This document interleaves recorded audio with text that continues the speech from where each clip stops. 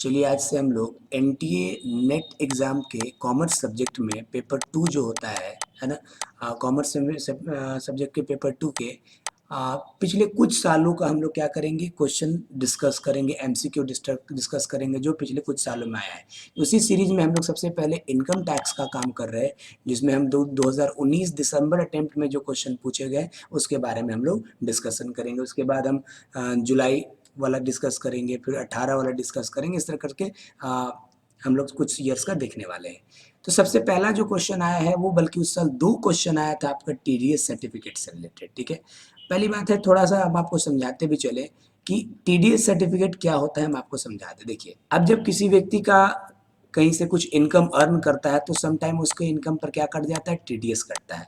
कौन काटता है, ठीक है, एक होता है डिडक्टर जो टीडीएस काटता है, और डिडक्टी जिसका टीडीएस कटता है। ठीक है, तो डिडक्टर जो टीडीएस काटता है उसका सर्टिफिकेट इशू करता है किसको, डिडक्टी को। तो जनरली इसमें 4 तरह के सर्टिफिकेट इशू होते हैं, 16 फॉर्म, 16A, 16B और 16C। ठीक क्लियर है। चलिए सबके बारे में थोड़ा सा हम लोग डिस्कशन कर लें। ठीक है, पहला जो 16 फॉर्म होता है वो सैलरी से रिगार्डिंग अगर आपको टीडीएस काटा गया है तो उसके लिए होता है। ठीक है, और ये साल में एक बार टीडीएस सर्टिफिकेट ये इशू होता है। ठीक है, कोई आदमी सैलरीड पर्सन है, अगर उसका सैलरी पे टीडीएस कटा है तो उसके लिए उसको बाद में साल में एक बार क्या दिया जाएगा, टीडीएस सर्टिफिकेट दिया जाएगा, और फॉर्म 16 के रूप में दिया जाएगा। ठीक है, तो फॉर्म 16 होता है सैलरी से संबंध में टीडीएस कटने के लिए, साल में एक बार ये टीडीएस कटता है, उसका सर्टिफिकेट इशू होता है। अच्छा, कब तक ये इशू हो जाता है, 31 मई से लेके 15 दिन के अंदर में ये टीडीएस सर्टिफिकेट इशू हो जाता है। ठीक है, दूसरा होता है 16A। ठीक है, 16A जो होता है वो नॉन सैलरी के लिए, सैलरी के लिए नहीं होता बल्कि वो नॉन सैलरी के लिए होता है। ये क्वार्टरली हर 3 महीने पर ये सर्टिफिकेट इशू करती है। ठीक है, और जिस दिन ये टीडीएस कटा उसके 15 दिन के अंदर में ये टीडीएस इशू कर देना होता है। ठीक है, 16B होता है सेल ऑफ प्रॉपर्टी। आपने अगर कोई प्रॉपर्टी बेचा है और उससे रिगार्डिंग अगर टीडीएस काटा गया है तो उसके लिए 16B फॉर्म में आपको क्या मिलेगा, सर्टिफिकेट मिलेगा। ये हर ट्रांजेक्शन के बाद होता है, आफ्टर ईच ट्रांजेक्शन, और ये भी आपका 15 दिन, जिस दिन से ये टीडीएस कटा उसके 15 दिन के अंदर में ये सर्टिफिकेट इशू होगा। और नेक्स्ट है 16C जो कि रेंट से रिलेटेड है, रेंट टीडीएस है, जो कि कब कटता है, हर ट्रांजेक्शन के बाद कट जाता है। उसका सर्टिफिकेट है जो हर ट्रांजेक्शन के 15 दिन के अंदर में कटता है। ठीक है, अब ये जो हमारे सामने ऊपर में क्वेश्चन है जो 2019 दिसंबर अटेम्प्ट में आया था, वो क्या बोला है यहाँ पर कि ध्यान सुनिएगा कि which of the two of the following is correct about the TDS certificate. TDS certificate के संबंध में इसमें से कौन सा दो जो है वो करेक्ट है। पहला यहाँ पर बात क्या बोल रहा है, देखिए TDS on the non salary payment. देखिए यहीं पर आप देख लीजिए, नॉन सैलरी में कौन सा टीडीएस होता है सर, वहाँ तो 16A होता है, लेकिन यहाँ पर तो बोल रहा है कि 16 फॉर्म होगा, तो ये तो आपका इनकरेक्ट ऑप्शन हो गया। ठीक है, TDS on the payment of salary, salary के केस में कौन सा टीडीएस होता है, ठीक है, तो सैलरी के केस में 16 होता है, लेकिन यहाँ तो 16 दिया हुआ है, मतलब ये ऑप्शन भी इनकरेक्ट है। बस समझ में आ गया कि सी और डी होगा, लेकिन फिर भी देख लेते हैं। TDS on the sale of property, sale of property के केस में कौन सा टीडीएस सर्टिफिकेट इशू होता है, 16B। हाँ, यहाँ 16B है, that is A correct answer. ठीक है, और टीडीएस ऑन रेंट, रेंट के केस में 16C बोल रहा है, बिल्कुल है, सही है, 16C ही होता है, तो ये भी करेक्ट है। तो आपने क्या देखा कि पहला दो इनकरेक्ट है, उल्टा दिया हुआ है, इसके लिए 16 होना चाहिए था, इसके लिए 16A होना चाहिए था, लेकिन ये उल्टा किया हुआ है। ठीक है, इसलिए ये दोनों क्या है, रॉन्ग है। तो सही आंसर कौन होगा, सी और डी। ठीक है, 16B हो गया किसके लिए, प्रॉपर्टी के लिए, से प्रॉपर्टी सेल से रिलेटेड टीडीएस के लिए 16B फॉर्म होता है, और टीडीएस ऑन रेंट के लिए 16C, यानी सी डी ऑप्शन हमारा सही आंसर हो गया, सी और डी ऑप्शन, मतलब ये। नेक्स्ट क्वेश्चन भी जो है वो टीडीएस से ही रिलेटेड है, ध्यान दीजिएगा यहाँ पर। ठीक है, यहाँ पर 4 ऑप्शंस दिया हुआ है। ठीक है, क्या बोलता है यहाँ पर, which of the following are the correct about the due date of the issue of TDS certificate. Due मतलब क्या है कि टीडीएस सर्टिफिकेट का ड्यू डेट कितने समय के बीच में होता है, मतलब कितने दिन कब कब देना होता है। ठीक है, फॉर्म 16 देखिए यहाँ पर, फॉर्म 16 बोल रहा है एनुअल। देखिए मैंने क्या लिखा है यहाँ पर, बिल्कुल है, देखिए फॉर्म 16 में क्या बोला है यहाँ पर, ईयरली, मतलब ये तो सही है, ये ऑप्शन आपका करेक्ट हो गया, ये पॉइंट है। ठीक है, फॉर्म 16 हो गया आपका annual, it's a correct, form 16 annual होता है। फॉर्म 16A, ठीक है, 16A का भी इशू होता है क्वार्टरली, देखिए यहाँ पर क्वार्टरली, देखिए तो फॉर्म 16A देखिए क्या होता है, क्वार्टरली, ये भी करेक्ट है। ठीक क्लियर है, मतलब ये दोनों इनकरेक्ट हो जाएगा, दो ही सही है यहाँ पर तो। अच्छा ठीक है, देख लेते हैं सी क्या हो जाएगा हमारा 16B हाफ ईयरली, बिल्कुल गलत, ठीक है। 16B होता है हर ट्रांजेक्शन के बाद 16B फॉर्म इशू होता है, मतलब ये इनकरेक्ट हो गया। 16C मंथली, नहीं, ये भी हर ट्रांजेक्शन के बाद होता है, इसलिए दो ऑप्शन गलत है, यानी ए और बी पॉइंट आपके लिए इस क्वेश्चन में सही होगा, ए और बी ऑप्शन राइट है। तो देखते हैं क्या ए और बी ऑप्शन है कि नहीं है, बिल्कुल है। तो ए और बी मतलब थर्ड पॉइंट यहाँ पर हमारा करेक्ट हो जाएगा। ओके, नेक्स्ट हम लोग डिस्कस करते हैं तीसरा क्वेश्चन। यहाँ पर बोला है आपका एग्जम्प्टेड इनकम से रिलेटेड है, ठीक है। देखिए क्या बोल रहा है यहाँ पर, कहता है कि what percent of income from the compensation of disaster is exempted from the tax liability. मान लीजिए कि किसी व्यक्ति का कुछ डिजास्टर में कुछ क्षति हो गया, ठीक है, उसका घर गिर गया या किसी तरह का कुछ नुकसान हो गया, इसके लिए सरकार की तरफ से या किसी इंस्टीट्यूशन की तरफ से क्या दिया गया, कॉम्पनसेशन दिया, ठीक है। तो वो कॉम्पनसेशन एग्जम्प्टेड कितना तक, कहाँ तक एग्जम्प्टेड है, ठीक है। तो इसका आंसर होगा 100%, ठीक है। डिजास्टर के तौर पे जो आपका प्रॉपर्टी का नुकसान हुआ उसके लिए अगर कोई सरकार या कोई भी कॉम्पनसेट करती है तो वो पूरा का पूरा कॉम्पनसेशन है वो एग्जम्प्टेड होगा, यानी इसके लिए हमारा सही आंसर हो जाएगा 100%। चौथा जो पॉइंट हम लोग के सामने है वो है which among the following are the correct statement about the residential status, ठीक है। हम लोग एक चैप्टर पढ़े होंगे, ग्रेजुएशंस में भी पढ़े होंगे, रेसिडेंस एंड टैक्स लाइबिलिटी, ठीक है। उसमें हम लोग रेसिडेंशियल स्टेटस पता करते थे, इंडिविजुअल का कुछ इस तरह से हुआ करता था, याद कीजिए, ठीक है, कि वो रेसिडेंट होता था या नॉन रेसिडेंट होता था, ठीक है। रेसिडेंट में भी दो क्राइटेरिया था, ऑर्डिनरी रेसिडेंट और नॉन ऑर्डिनरी रेसिडेंट, ठीक है, क्लियर है। और नॉन रेसिडेंट यही होता था इंडिविजुअल के लिए। लेकिन वहां पर अगर आपको याद होगा तो वहां कंपनी की जब बात होती थी,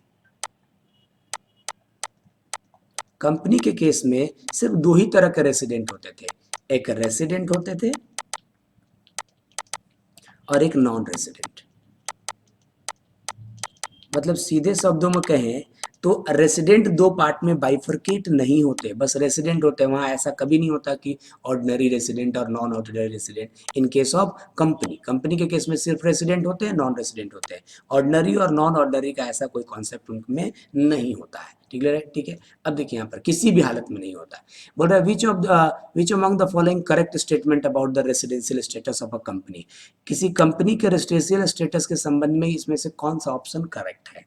पहला, a company can be classified as a non ordinary resident. क्या कंपनी को नॉन ऑर्डिनरी रेसिडेंट के तौर पे क्लासीफाई कर सकते हैं? बिल्कुल नहीं कर सकते, क्योंकि सिर्फ रेसिडेंट होता है, उसमें ऑर्डिनरी नॉन ऑर्डिनरी जैसा कोई कॉन्सेप्ट होता ही नहीं है। तो ये पहला पॉइंट तो आपका रॉन्ग हो गया, ठीक है, क्लियर है। अच्छा, अ company can never be classified in non ordinary resident, बिल्कुल सही है, क्योंकि कभी भी हम लोग ऑर्डिनरी और नॉन ऑर्डिनरी जैसा कोई क्लासिफिकेशन कंपनी के केस में नहीं करते। तो ये पॉइंट क्या है, सही है। हालांकि आंसर तो हम लोग को मिल गया है, लेकिन फिर भी आगे का दो पॉइंट भी पढ़ते हैं। A company can classify non-ordinary resident with the permission of finance, Ministry of Finance। क्या मिनिस्ट्री ऑफ फिनेंस के परमिशंस के बाद हम लोग उसको नॉन ऑर्डिनरी कर सकते हैं? ऐसा भी कुछ नहीं होता, कोई फिनेंस मिनिस्ट्री के आदेश से भी ऐसा नहीं होता, ठीक है, गलत। A company can be classified as a non ordinary resident with the permission of the ministry of commerce. Ministry of commerce के परमिशन से क्या हम लोग नॉन ऑर्डिनरी बना सकते हैं? वो भी नहीं हो सकता, कभी हो ही नहीं सकता। बस आप कंपनी के केस में सिर्फ होता है रेसिडेंट और नॉन रेसिडेंट, इसमें ऑर्डिनरी और नॉन ऑर्डिनरी से जैसा कोई कॉन्सेप्ट होता ही नहीं है। तो सिर्फ सेकंड पॉइंट आपका राइट है, इसलिए आपका सही आंसर होगा पॉइंट नंबर 2। नेक्स्ट क्वेश्चन की ओर, पांचवें नंबर क्वेश्चन, 7 क्वेश्चन 2019 में टैक्स से रिलेटेड हमने देखे। Under which of the following category partner of partnership firm will be assessed, ठीक है। किस कैटेगरी में पार्टनरशिप फर्म के पार्टनर को का टैक्स का मूल्यांकन किया जाएगा? मतलब कोई पार्टनर है किसी पार्टनरशिप फर्म में, तो उनका टैक्स कौन सी कैटेगरी में जाएगा? इंडिविजुअल के तौर पे जाएगा, कि एचयूएफ के तौर पे जाएगा, कि फर्म के तौर पे जाएगा, कि बॉडी ऑफ इंडिविजुअल के तौर पे जाएगा? तो answer will be the firm. बिल्कुल सिंपल सा सवाल है। अरे भाई, फर्म का मतलब ही क्या होता है? फर्म का मतलब ही होता है पार्टनरशिप फर्म, ठीक है। तो पार्टनरशिप फर्म का जो है वो फर्म के अंदर में टैक्स असेस्ड होगा। नेक्स्ट क्वेश्चन की ओर हम लोग बढ़ते हैं, ठीक है। नेक्स्ट क्वेश्चन क्या बोल रहा है यहाँ पर, ध्यान दीजिएगा। Arrange the steps in the E filing of the income tax return in the correct sequence, ठीक है। जब आप इनकम टैक्स क्या इलेक्ट्रॉनिकली फाइलिंग कर रहे हैं, ई फाइलिंग आप कर रहे हैं, तो पहले प्रोसेस वाइज पहले कौन होगा, फिर कौन होगा, कौन सा काम करते हैं, वो देखना है हम लोग को। ठीक है। तो आइए इस बारे में थोड़ा सा हम अगर डिस्कशन कर लें हम बच्चे लोग, तो पहले सबसे पहले देखिए क्या होगा इनकम टैक्स फाइलिंग के संबंध में। पहले जब आप इनकम टैक्स फाइल करने जाएंगे तो सबसे पहले खुद को आपको रजिस्टर्ड करना होगा। रजिस्टर क्यों सर? अगर रजिस्टर नहीं करना होगा तो कोई भी किसी का इनकम टैक्स में घुस के उसका तो कुछ उलट पुलट कर देगा। तो जब आप जाएंगे आप इनकम टैक्स भरने के लिए, तो पहले आप अपनी खोलेंगे वहाँ पर ऑनलाइन, तो आपको क्या होगा कि वहाँ से ओटीपी आएगा या पासवर्ड आएगा आपके ईमेल पे या अकाउंट पे, उसको करना पड़ेगा। तो सबसे पहला काम होता है हमारा क्या, कि सबसे पहले हम लोग क्या करते हैं, रजिस्टर्ड करते हैं। ठीक है, क्लियर है। उसके बाद अब देखिए इनकम टैक्स रिटर्न में 7 टाइप्स के फॉर्म्स होते हैं। ठीक, क्लियर है। ITR 1, ITR 2, ITR 3 इस तरह करके होते हैं। ठीक है, तो आपको देखना पड़ेगा कि कौन सा फॉर्म आपके लिए सुटेबल है। सेलेक्ट द रिक्वाइज्ड फॉर्म, है ना। ठीक है, तो दूसरा काम होगा कि अपने लिए सुटेबल फॉर्म तलाशना पड़ेगा। ठीक, क्लियर है। ठीक है, तीसरा जो होता है फॉर्म हो जाने के बाद फिर क्या करेंगे आप, इनकम टैक्स अपना क्या करेंगे, अपलोड करेंगे। ये तीसरा काम होगा। और अगर उसमें कोई गलती हो गया है तो उसको स्क्रूटनी के लिए क्या हो जाएगा, चौथा काम हो जाएगा। ठीक है, यानी ये 4 नंबर। ठीक है, तो इसका आंसर हो जाएगा 1 ACDB।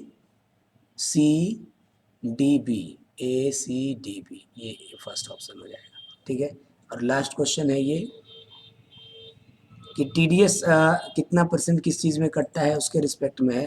तो यहाँ पूछा है कि which of the two of the following are the correct terms of the rate of tax. TDS कितना परसेंट किस पे कटेगा उसके संबंध में। ठीक है, तो देख बोलता है कि house winning from horse race पे 30%। ठीक है, कमीशन इंश्योरेंस कमीशन पे 10%, rent of plant and machinery का किराया मिला उस पर 5% और रेंट ऑफ फर्नीचर पे 5%। इसमें से कौन सा ऑप्शन आपका सही है। तो देखिए यहाँ पर हम लिख दिए हैं चारों का क्या रेट होता है। ठीक है, सॉरी इसको हॉर्स रेस कर लीजिएगा।